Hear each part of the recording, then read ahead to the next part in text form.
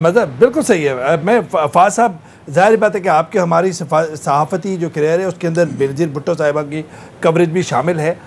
आप बेनज़ीर भुट्टो साहिबा की सियासी शख्सियत का अहाता किस तरह करते हैं? आपके क्या ख़यालात हैं? ज़ाहिर बात है आपने कवरेज भी की, एक तारीख़ का मुताला भी किया।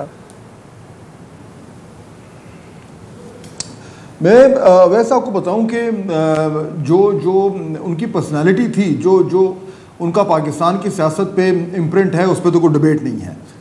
और ये कहना भी शायद गलत ना हो कि जिस तरह की एडवर्सिटी उन्होंने देखी है और उस एडवर्सिटी में से उन्होंने एक अपने रेजिलियंट ऑफ कैरेक्टर को डिस्प्ले किया है, वो मेरे ख्याल है पाकिस्तान की सियासत में शायद ही किसी ने किया हो।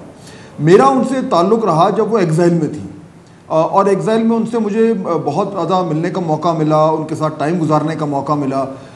ये वो टाइम था जब यहाँ पे जनरल मुशर्रफ साहब जो थे वो हुकूमत में थे, इक़्तिदार में थे, और वो ऐसा वक्त भी था जब जाहिर बात है वो एक्टिव पॉलिटिक्स से बाहर थी, मुल्क से बाहर थी, तो उनके पास बहुत ज़्यादा टाइम भी था। तो एक अलग उनकी जो पर्सनालिटी थी वो उभर कर सामने आई, मेरे सामने कम अज़ कम एज ए जर्नलिस्ट।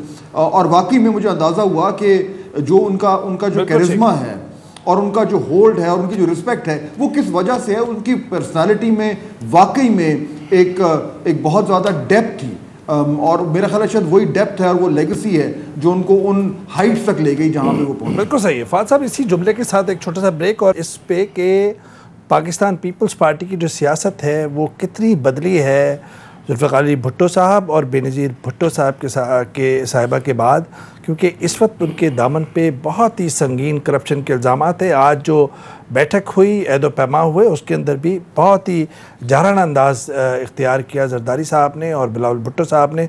उस पर तजिया लेंगे अपने तजियाकारों से, और उसके साथ ही फिर प्रोग्राम को कंक्लूड करने की कोशिश करेंगे एक छोटा सा ब्रेक के बाद।